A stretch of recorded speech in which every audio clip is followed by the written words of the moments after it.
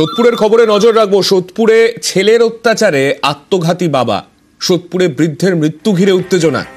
ছেলের বিরুদ্ধে বাবাকে মারধরের অভিযোগ। বৃদ্ধ বাবাকে খেতে পর্যন্ত দিত না সেই ছেলে, এমনটাই অভিযোগ উঠে আসছে।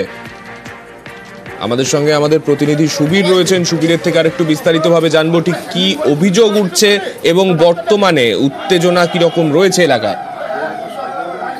দেখো, তোমাকে জানিয়ে রাখি, সোদপুর এলএমবি রোড এলাকাতে দীর্ঘদিন ধরে বৃদ্ধ 85 বছরের বৃদ্ধ বাবা বীরেন দেবের ওপরে কিন্তু অত্যাচার করা হতো এবং মারধর করতো ছেলে সজল দেব, এবং খেতে পর্যন্ত দিত না বাবাকে, এমনটাই অভিযোগ। এবং গতকালও কিন্তু এভাবে তাকে মারধর করা হয় এবং তার উপর অত্যাচার করা হয়। অপমানে বাবা, বৃদ্ধ বাবা, তিনি কিন্তু ঘরের দরজা বন্ধ করে ঘরের ভেতরে আত্মঘাতী হন এবং এই ঘটনা জানাজানি হতে এলাকার মানুষজন কিন্তু ক্ষোভে ফেটে পড়েন এবং বাড়ির লোকদের বাড়ির ভিতর আটকে রেখে মৃতদেহ রেখে কিন্তু তারা বিক্ষোভ দেখান। পাশাপাশি পরিস্থিতি নিয়ন্ত্রণে আনতে ঘটনাস্থলে কন্ট্রোল থানা বিশাল পুলিশ বাহিনী আসে এবং আসার পরে কিন্তু অভিযুক্ত যে ছেলে তাকে কিন্তু পুলিশ আটক করে নিয়ে গিয়েছে এবং উপযুক্ত শাস্তির দাবি জানিয়েছে এলাকার মানুষজন।